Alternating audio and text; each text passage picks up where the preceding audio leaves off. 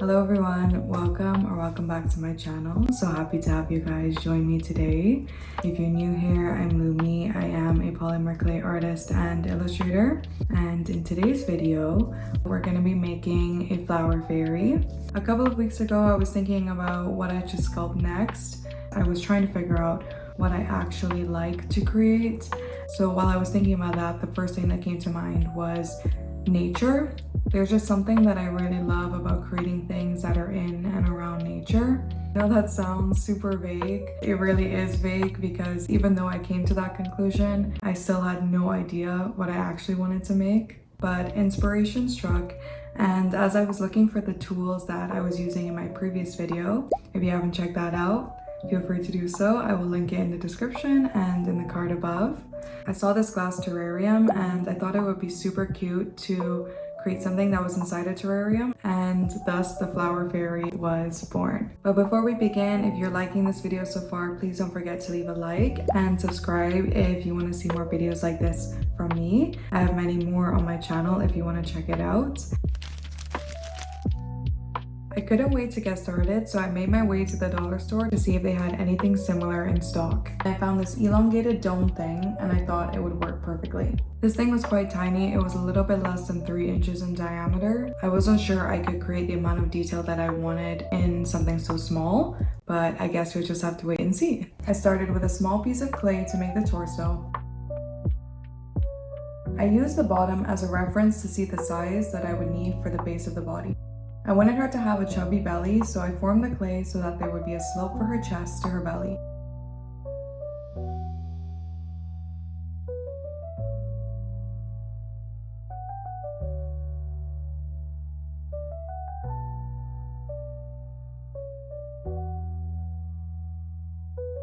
I also added some indents so I could fit her legs in that area because I thought it would help, but I could have probably done without it. I baked the body to set the form and began working on the beginning of the legs and arms. I wanted to make the curves that you would typically see when you move from the upper thigh to the calves, for example, or say the upper arm to the forearm. Although this is what I wanted to happen, it was more of an attempt of this.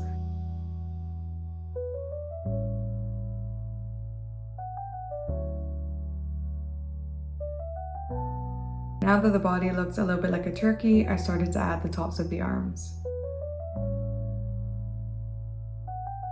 She's in a pose where she's leaning back on her arms, so I wanted to make sure that I got the shoulder blades positioned properly. I tried to clean up the form as much as possible before putting it back in the oven to set it. I added some clay to form the forearm as well as some clay to form the calves.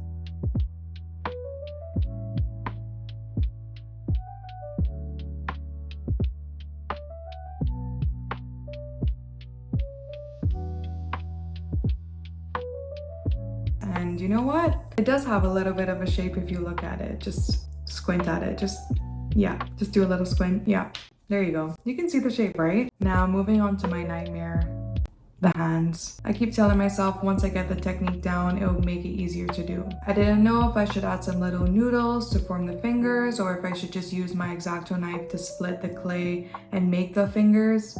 But in the end, what I ended up doing was using my little sculpting tool and making indents in the clay that I used for the palm to make the fingers.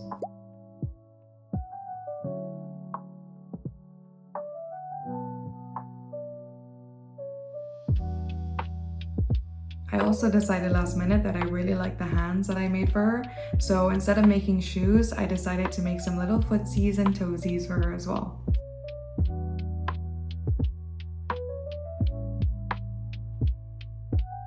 Now that we have the feet complete, we need to switch over to making her head really quick before assembling the two together.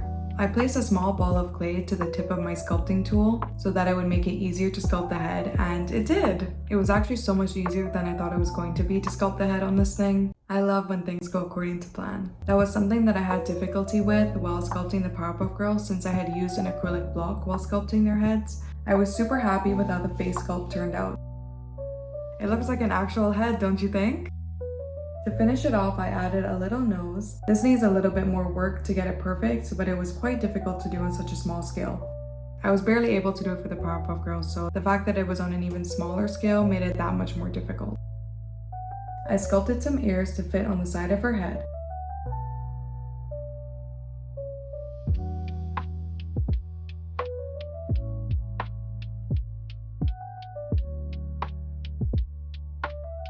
I skipped the eye sockets for this one because I was curious to see what it would look like if the eyes were painted on instead of having them indented with a socket. I also made this janky little stand with some clay and wire to hold the head while it baked to not ruin the shape. It does the job well enough and I think it's quite endearing. Alright, now that we have everything, it's time to assemble. I added a little bit of clay to create the neck and place the head onto the body. I was honestly really impressed with how well the head fit onto the form. It only took a little bit of sculpting with my X-Acto knife to remove some excess clay to make the neck look like a neck. And voila, the body is done and I'm so happy with how it turned out. For her clothes, I wanted to create a purple dress that flared around her body. To do so, I started with a ball of clay that I turned into a thin strip of clay using my pasta roller. I cut off a piece of that thin strip and placed it around the top of her body to make the top of her dress. This was pretty standard. I just used my X-Acto knife to trim off any excess and then smooth it out with my sculpting tool. For the bottom of the dress, I wanted to create some folds, but I ran into a similar problem that I had while creating Blossom's dress in the Powerpuff Girl video. Then I thought to myself, how are folds made in real life? It's just fabric folding over itself, right? So why don't I just do that? So that's what I did. I just did that.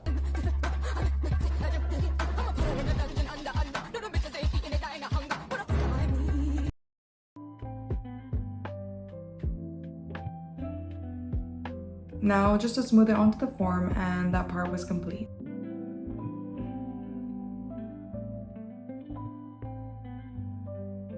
To finish off the dress, I added some straps around her shoulders.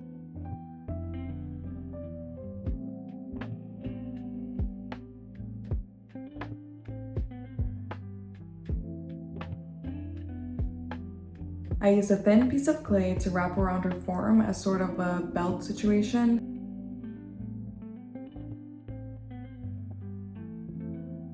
Then I made the teeniest, these are so hard not to mess up because they were so thin, tiniest bows to attach to her straps.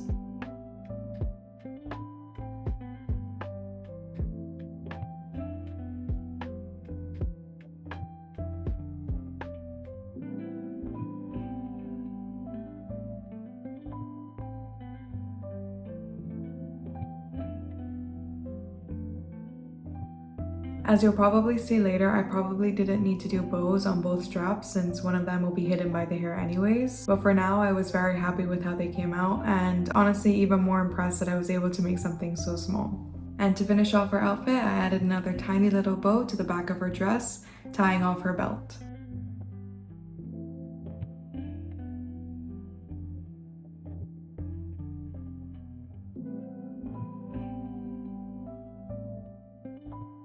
Let's move on to her hair. Although she could definitely be a bald baddie, I had other plans for her hair. I sectioned out the head with pencil to create different sections, then realized 2 seconds later I was going to be covering it with a thin piece of clay, so it wasn't really necessary. I also added some little bangles to her hands as well off camera. Anyways, back to her hair. I placed the aforementioned thin sheet on her head and I carved away the excess to create the front part of her hair. Once I was happy with that, I moved on to creating the hair strands. I had the idea of making individual hair strands, and at first I didn't really want to because I was nervous that I was just going to put all this effort in and nothing was going to come out of it and it was just going to look really bad. But luckily that wasn't the case. I landed on sort of a wavy texture for her hair. I started with the bottom row and added strands with different thicknesses to create variety.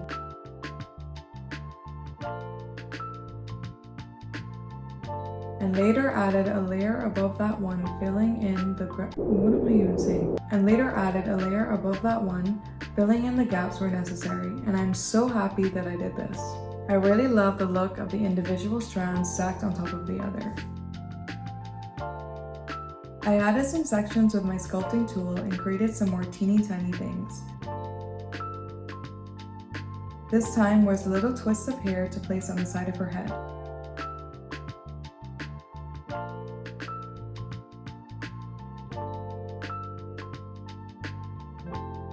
I used my needle tool to add some texture to her hair. This was my first time doing this, and I really love the effect it created. It really adds to the sculpture, especially during the painting. Not so fast, we're getting there. I placed her in the oven to bake and then came back the next day to finish off the hair, only to realize that I totally forgot to add her wings. The reason why this was such a big issue was because in order to add the wings, I had to cut off some of her hair. I contemplated on whether or not I should even add the wings because I didn't want to mess up anything at this point. But then again, if there are no wings, then she's not a fairy, so could I just say like, okay, she's a fairy, but like she just doesn't have wings, you know? In the end, I kind of just decided to bite the bullet and cut some of her hair off.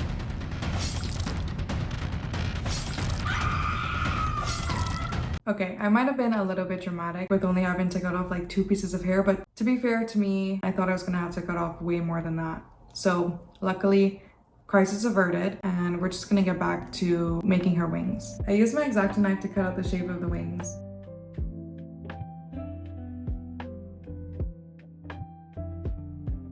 They look like little hearts, isn't that so cute? I attached them onto her back. And with that little detour over, we can get back to finishing up the hair. I was making the part of the hair that was tied at the top with a bow. So once I attached all of the strands, I made a tiny bow to place on top of the strands so it looked like it was tied up. I also made these little tiny braids by twisting thin strands of clay and added those as well.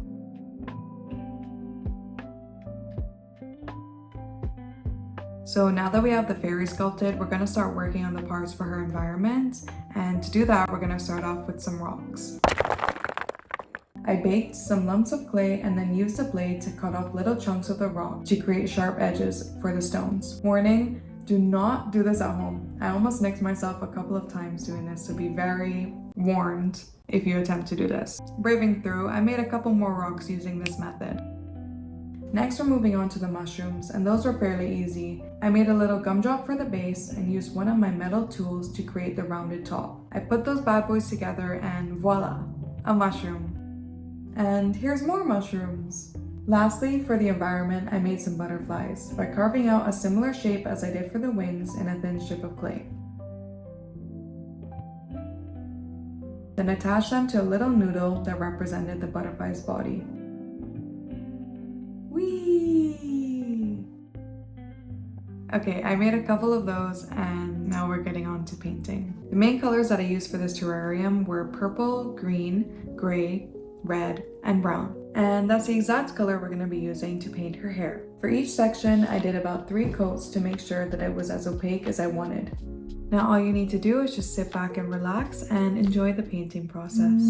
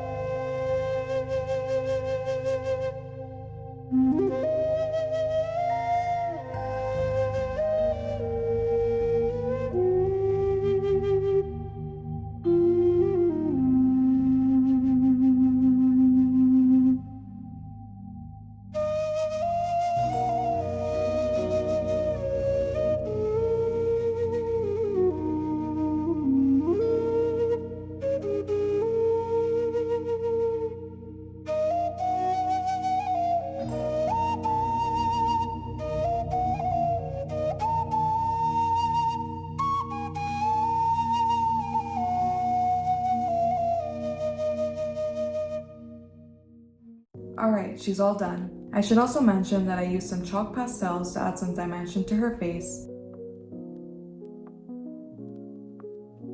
as well as some blushing on her cheeks. This was definitely better than using watered down paints, hands down. I don't know what I was thinking when I was using the watered down paints, to be honest. Now for the environment pieces. I painted the rocks black before dry brushing it with the progressively lighter grays to create contrast and depth. The rocks are complete, and honestly, I love the fairy, but these rocks for me, I don't know. They're my little pride and joys. I love them so much. Moving on to the mushrooms. I painted the base in a cream color and the top red to look like a typical cartoon mushroom. When the base was dry, I dry brushed on a light brown shade and painted white dots across the top red part.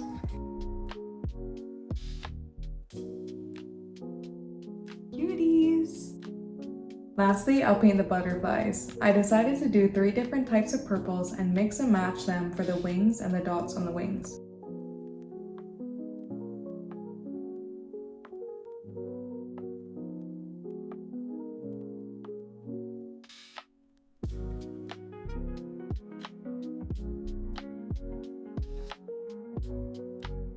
To finish them off, I also painted the body brown.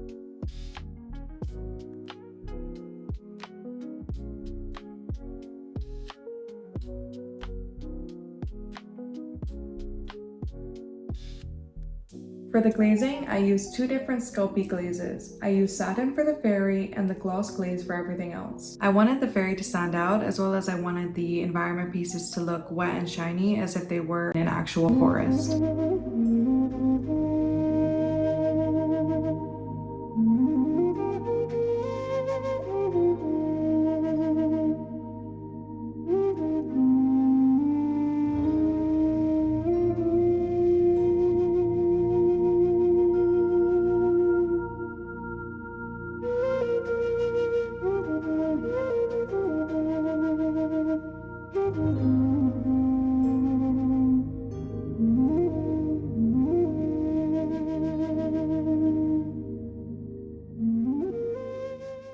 Now I'm going to quickly add moss to the base and use the same Mod Podge mixed with a little bit of water to make extra sure that the moss stays in place. Once that's done, I'm using Gorilla Glue to attach all of the pieces to the base, as well as add little pieces of moss onto the rocks.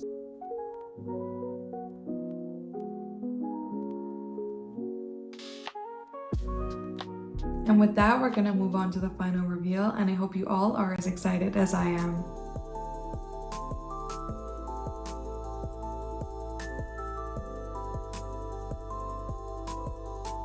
I'm so happy with how this came out. As I said in the beginning, I just love creating things that are in nature and representing that in my sculptures. So I think the only thing that I would want to work on in future projects was the eyes in particular. I don't know why, there's just something that I'm not really liking about it. I can't really put my finger on it, but I think that's just me being extra picky.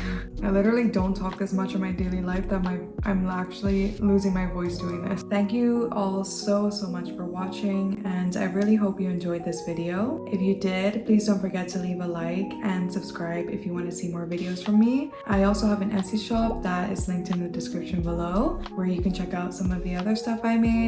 I also made a cute little sticker of this fairy that you can purchase on my Etsy if you would like. Thank you all so much for watching, and I hope to catch you guys in another video. Bye!